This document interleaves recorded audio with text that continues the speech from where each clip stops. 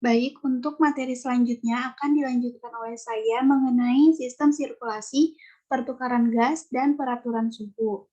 Untuk yang pertama adalah sistem sirkulasi pada amfibia ya.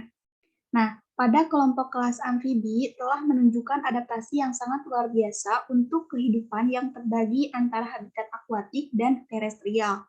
Pemisahan paru-paru dan sistem sirkulasi pada amfibi mirip dengan yang telah dijelaskan pada sistem sirkulasi dan sistem paru pada feses. Nah, adapun gambar perbandingan itu seperti yang ditunjukkan pada layar, gambar yang atas dan yang bawah. Nah, gambar yang atas ini merupakan sistem sirkulasi pada amfibi, sedangkan yang bawah merupakan sistem sirkulasi pada feses, khususnya pada langfish. Kemudian, untuk sistem sirkulasi pada amfibi, kita contohkan pada salamander. Nah, salamander ini memiliki jantung yang atriumnya itu terbagi lagi. Namun, meskipun demikian, salamander ini merupakan kelompok anuran yang bernapas dengan udara. Nah, adapun untuk mekanisme dari sistem sirkulasinya itu, sistem sirkulasi pada amfibi ini, setelah darah meninggalkan atrium, darah itu kemudian akan memasuki ventrikel dan kemudian ke konus arteriosus. Nah, ventrikel pada amfibi tidak terbagi lagi. Kemudian, katup spiral di konus arteriosus atau aorta ventral akan membantu mengarahkan darah ke saluran pulmonal dan saluran sistemik. Nah, bentuk anatomi yang seperti ini cukup efisien dalam menjaga darah vena sistemik yang kembali ke atrium kanan yang akan terpisah dari darah beroksigen yang kembali ke jantung dari paru-paru. Ahli fisiologi telah menghitung efisiensi dari kejadian ini adalah 84% dalam menjaga darah sistemik vena yang terpisah dari aliran balik paru. Contohnya itu pada katak benteng atau Lithobates catesbeianus. Nah, seperti yang akan dibahas nanti pada pertukaran gas yang terjadi pada amfibi ini terjadi pada seluruh kulitnya, serta pada paru-parunya juga. Oleh karena itu, darah yang masuk ke sisi kanan jantung seringkali sama kayak oksigennya dengan darah yang masuk ke jantung dari paru-paru saat ada. Nah, kebanyakan salamander dewasa tidak memiliki paru-paru. Ketika seekor amfibi benar-benar dalam keadaan yang terendam, semua pertukaran gas akan terjadi di kulit dan permukaan lembab lainnya. Oleh karena itu, darah yang masuk ke atrium kanan memiliki konsentrasi oksigen yang lebih tinggi daripada darah yang kembali ke atrium kiri dari paru-paru. Dalam keadaan ini, pembuluh darah yang menuju ke paru-paru akan menyempit dengan tujuan untuk mengurangi aliran darah ke paru-paru dan menghemat energi. Adaptasi seperti ini sangat berharga bagi katak dan salamander untuk menahan suhu dingin di kondisi lumpur pada dasar kolam.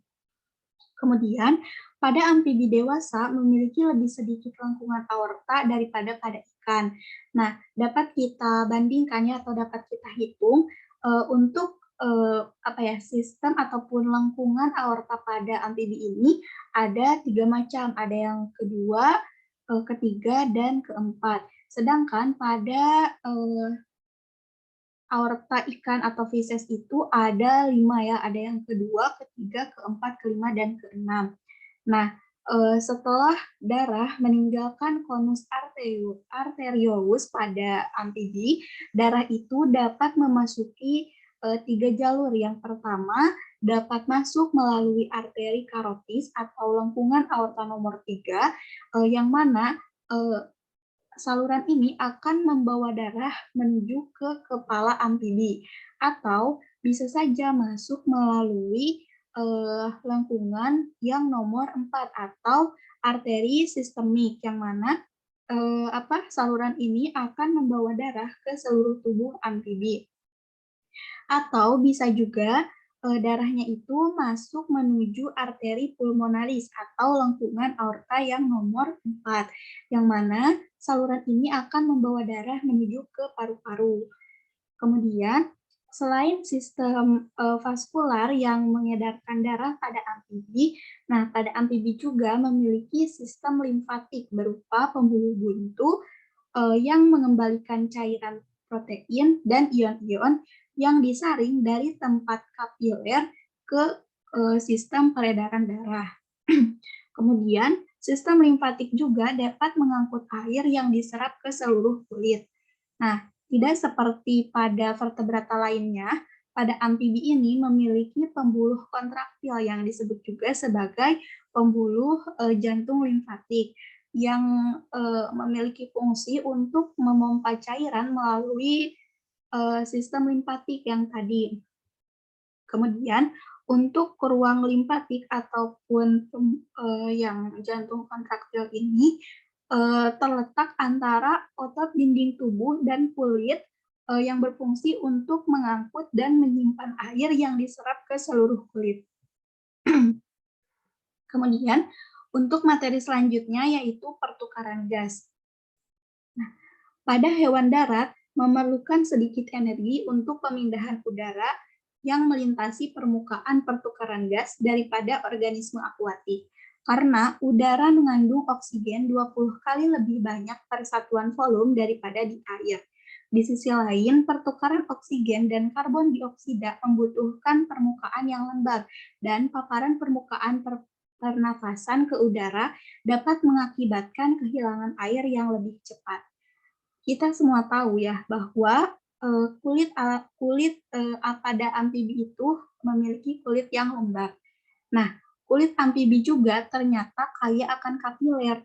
Nah, kedua faktor ini memungkinkan kulit berfungsi sebagai organ pernapasan, yang mana pertukaran gas melalui kulit ini akan disebut sebagai pernapasan kulit dan dapat terjadi baik pada saat amfibi berada di air ataupun di darat. Kemampuan ini akan memungkinkan katak untuk menghabiskan musim dingin di lumpur di dasar kolam. Nah, pada salamander, 30 hingga 90% pertukaran gas terjadi di seluruh kulit. Pertukaran gas juga dapat terjadi pada permukaan yang lembab di daerah mulut dan faring. Kebanyakan amfibi, kecuali salamander Plethodontid, memiliki paru-paru. Nah, paru-paru pada salamander adalah kantung yang relatif sederhana. Paru-paru anuran dibagi lagi dengan tujuan untuk meningkatkan luas permukaan untuk pertukaran gas. Adapun otot-otot mulut dan faring akan menciptakan tekanan positif untuk memaksa udara masuk ke dalam paru-paru. Nah, seperti yang ditunjukkan pada gambar ya. Kemudian selain dari itu, larva amfibi dan beberapa amfibi dewasa bernapas dengan menggunakan insang.